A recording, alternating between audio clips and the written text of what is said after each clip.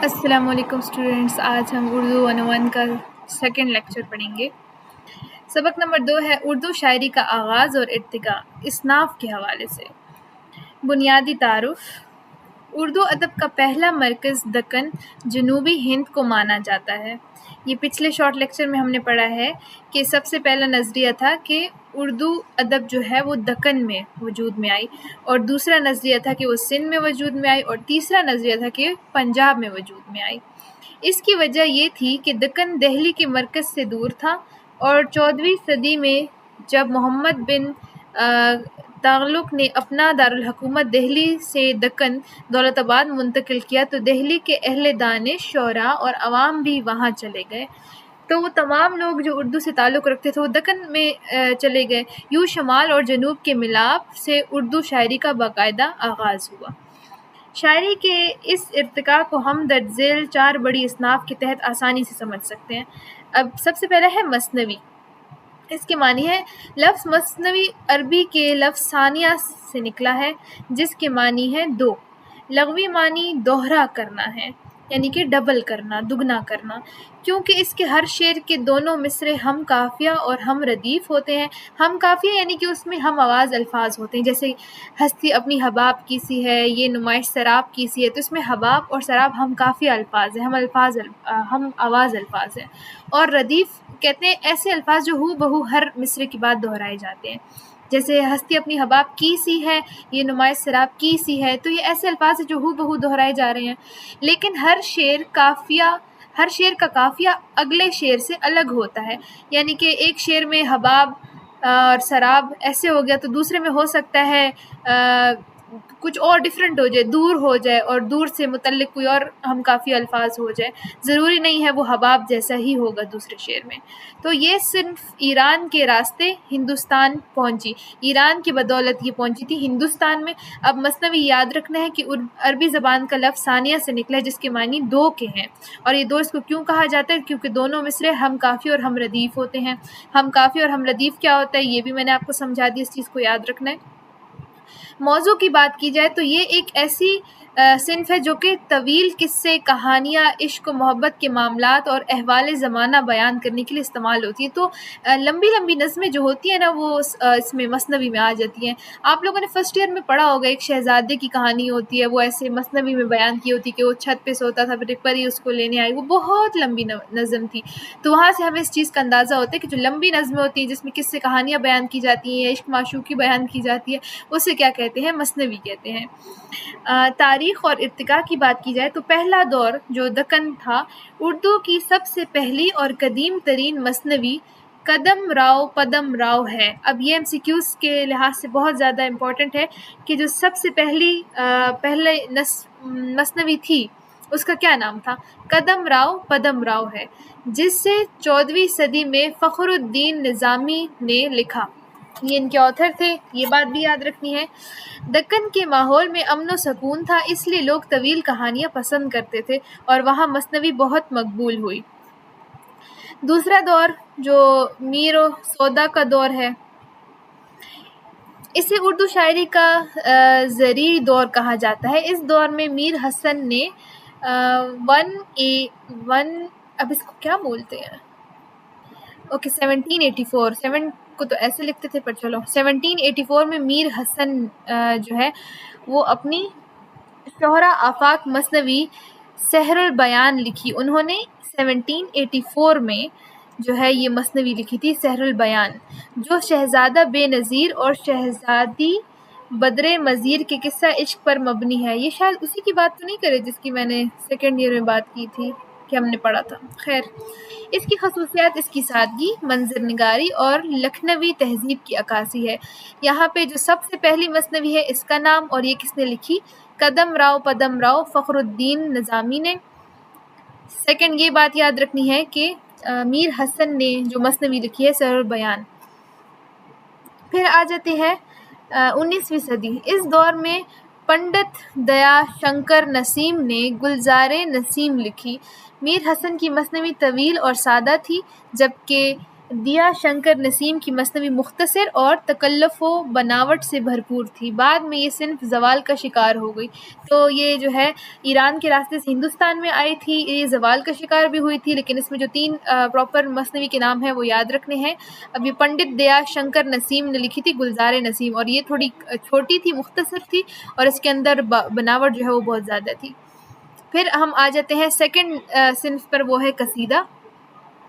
معنی اور تعریف۔ یہ عربی زبان کے لفظ قصد سے نکلا ہے، جس کے معنی ارادہ کرنے کے ہیں۔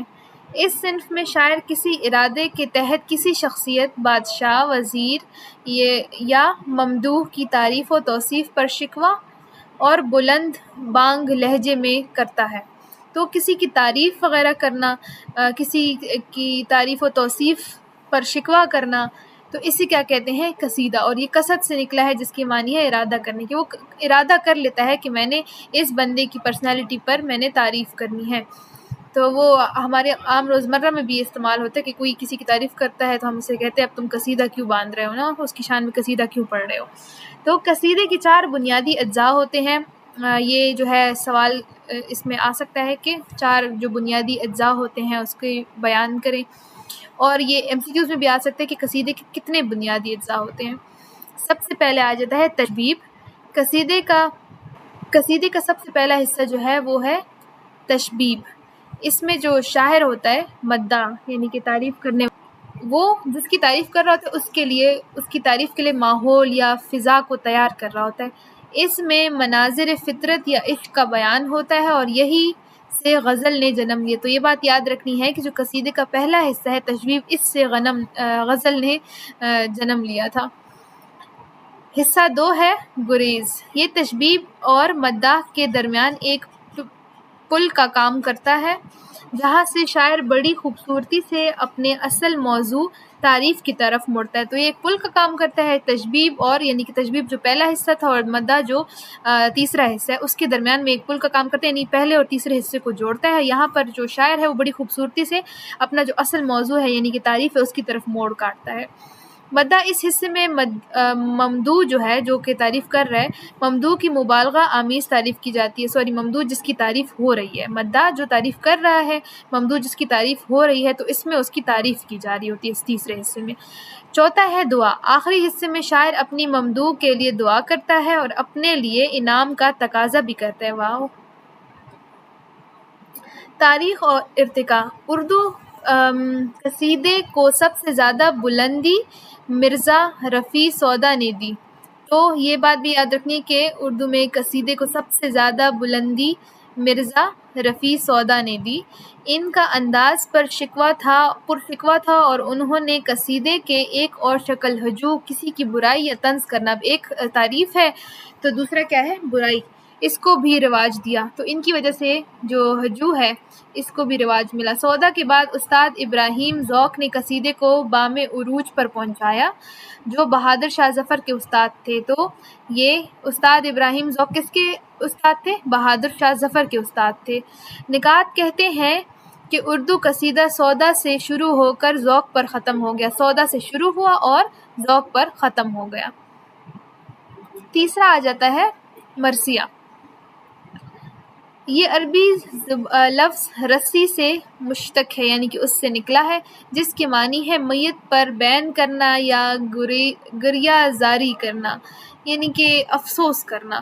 اردو ادب میں صنف واقعات کربلا، جو واقعات تھا کربلا کا، اور شہداء جو کربلا کے موقع پر جو شہید ہوئے تھے، ان کے مصائب بیان کرنے کے لیے ایک مخصوص جو ہے مرثیہ کو کر دیا گیا تھا۔